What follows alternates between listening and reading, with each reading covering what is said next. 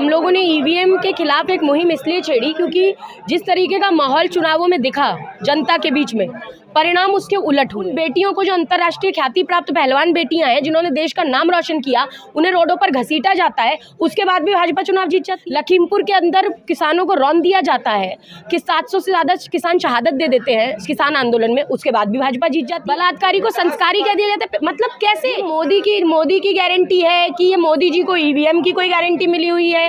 क्या है? चुनाव हो रहा था 2017 में, तब चुनाव आयोग के द्वारा ये बताया गया कि उसे कैसे उपयोग करना है वीवीपैट के साथ। उसी उपयोग के अंदर वहां पर ही गड़बड़ी पाई गई थी मशीनों के अंदर। ये सार्वजनिक तौर पर सामने आया कि बटन कुछ भी दबाइए, पर्ची में एक ही को वोट मिल रहा है। देखिए, मैं यही कहूँगी कि कांग्रेस की राष्ट्रीय प्रवक्ता होने के साथ साथ मैं भारतीय ओबीसी महासभा की मुख्य संयोजक भी हूँ, और उस नाते भी यहाँ पर मैं उपस्थिति मैंने दर्ज कराई है। कारण देखिए, प्रस्ताव तो पारित, हम लोगों ने ईवीएम के खिलाफ एक मुहिम इसलिए छेड़ी क्योंकि जिस तरीके का माहौल चुनावों में दिखा जनता के बीच में, परिणाम उसके उलट हुए। कई जगहों पर हमने देखा कि व्यक्ति जो प्रत्याशी है उनके पक्ष में जनता है, जनमत है, जो जनता चाहती है कि नहीं जिताकर हम अपना विधायक बनाएं, लेकिन जब रिजल्ट आता है तो उसके उलट कई हज़ार वोटों से वो वही प्रत्याशी हार जाते हैं जिनके पक्ष में पूरा चुनाव दिखता है। तो ऐसा कैसे हो सकता है कि जिस देश के अंदर, जहां एक तरफ जो अंतर्राष्ट्रीय पहलवान बेटियां हैं जिन्होंने यौन शोषण का आरोप लगाया था ब्रजभूषण शरण सिंह जो भाजपा के सांसद हैं उनके ऊपर, उसके बाद पॉक्सो लग जाती है, पॉक्सो के बाद भी गिरफ्तारी नहीं की जाती, पूरा समाज उबलता है, आंदोलन किए जाते हैं, उन बेटियों को, जो अंतर्राष्ट्रीय ख्याति प्राप्त पहलवान बेटियां हैं जिन्होंने देश का नाम रोशन किया, उन्हें रोडों पर घसीटा जाता है, उसके बाद भी भाजपा चुनाव जीत जाती है। लखीमपुर के अंदर किसानों को रौंद दिया जाता है कि 700 से ज़्यादा किसान शहादत दे देते हैं किसान आंदोलन में, उसके बाद भी भाजपा जीत जाती है। बलात्कारी को संस्कारी कह दिया जाता है। मतलब कैसे? इतना गारंटी है, इसलिए क्या भरोसा कर? ये मोदी की गारंटी है कि ये मोदी जी को ईवीएम की कोई गारंटी मिली हुई है? क्या है?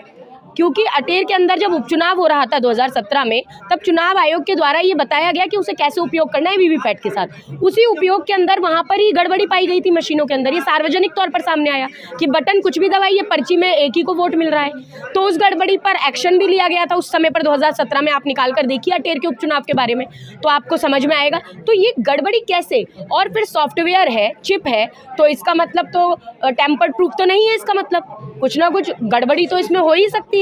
तो अगर कोई गड़बड़ी की आशंका लोकतंत्र को जीवंत रखने के लिए कोई कर रहा है, तो उस आशंका का समाधान कर लीजिए ना, बैलेट पेपर पर चुनाव हो जाए। और हम तो ये, इंडिया गठबंधन ने भी ये प्रस्ताव पारित किया है कि जो जिस तरीके के चुनाव में जो वोटिंग हो रही है, तो ईवीएम से जो वोट गिर रहे हैं, वीवीपैट की पर्चियां हाथ में आए, हाथ में से वो पर्चियां हम उसमें पेटी में खुद डालें, और उन जो पर्चियां हम पेटी में डाल रहे हैं उसकी 100% गणना की जाए, उसके आधार पर चुनाव का रिजल्ट बताया जाए। लेकिन कहते हैं कि जब आप लोग कांग्रेस जीती या विपक्षी पार्टियां जीतती है, तब इनको ईवीएम की याद नहीं आती। देखिए, हार जाते हैं ईवीएम पर। अरे भाई, ईवीएम का मुद्दा हम ही ने उठाया है क्या? भारतीय जनता पार्टी के राष्ट्रीय प्रवक्ता हैं, वरिष्ठ नेता हैं जीवीएल नरसिम्हा जी, उन्होंने एक किताब लिखी थी कि democracy at risk, can we trust our electronic voting machines.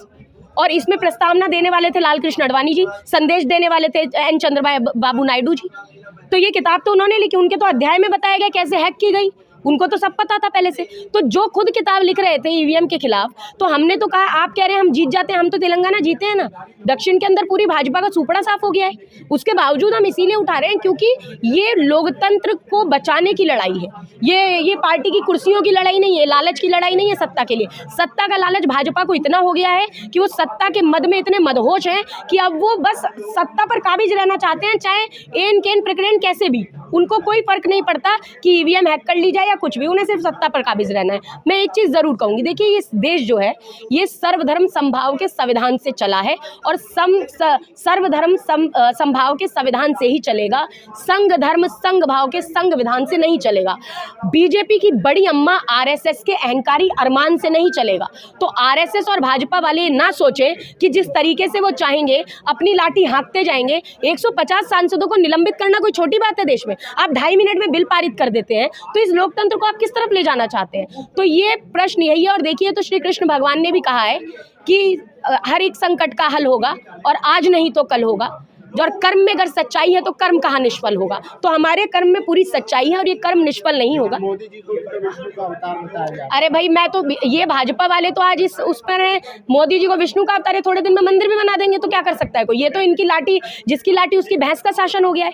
ये लोकतंत्र को ठोकतंत्र बना रहे हैं, ये मदर डेमोक्रेसी को मर्डर डेमोक्रेसी आज करार देने का काम कर रहे हैं। जिस तरीके से संसद में आप देख रहे हैं जो चल रहा है, राहुल गांधी जी ने वीडियो बना दी, उस पर दिक्कत थी। आप मुझे बताइए, जो बड़े बड़े चैनलों पर वीडियो चला जिस पर यह बताया गया उपराष्ट्रपति जी की मिमिक्री किया, जो उनकी नकल कर रहे थे सांसद, तो वो वीडियो के राहुल गांधी जी के मोबाइल से वायरल हुआ था क्या? वो तो मीडिया के जो बड़े बड़े नेशनल मुख्य धारा का जो मीडिया है उन्हीं के कैमरे थे ना वहाँ मौजूद, तो वो भी माफी मांगे ना आकर। अगर वीडियो बनाना इतना बड़ा अपराध हो गया लोकतंत्र के अंदर, मौलिक अधिकारों के भी आप हनन पर उतर आए हैं, तो सबसे पहले तो ये बड़े बड़े मुख्य धारा के मीडिया जिन्होंने रिकॉर्डिंग करके चैनलों पर दिखाया, और खुद धनखड़ जी ने कहा, हमारे उपराष्ट्रपति जी ने, कि मैंने एक चैनल पे वीडियो देखा तो मैं बहुत आहत हो गया। तो क्या वो जाट बेटियों के साथ जो आज जो हो रहा है उससे आहत नहीं है? जिस तरह उन्हें पीटा जा रहा था पुलिस के द्वारा, उससे आहत नहीं थे? तो ये जात धर्म को धंधा बनाने का काम भाजपा बंद करे।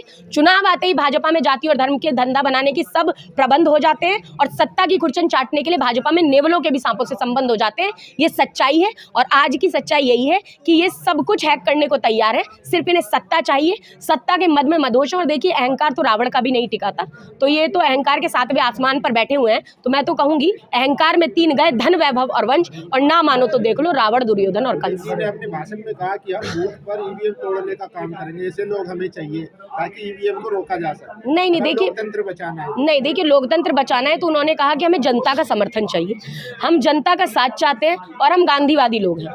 हम मारने, काटने, तोड़ने, फोड़ने में विश्वास नहीं, हम जोड़ने में भरोसा करते हैं। वो भारत जोड़ो यात्रा का उन्होंने संचालन समिति में वो रहे हैं, तो मुझे लगता है तोड़ने की बात हम नहीं, हम जोड़ने की बात करते हैं, जोड़ने की ही बात करेंगे। क्या लोकतंत्र को बचाने के लिए ईवीएम का हटाना जरूरी है? देखिए, अगर शंकाएं हैं, अगर देखिए एक बात बताइए, जिस चीज पर शंका है और हम कह रहे हैं ये शंका खत्म हो जाएगी तो हमारा विश्वास बना रहेगा।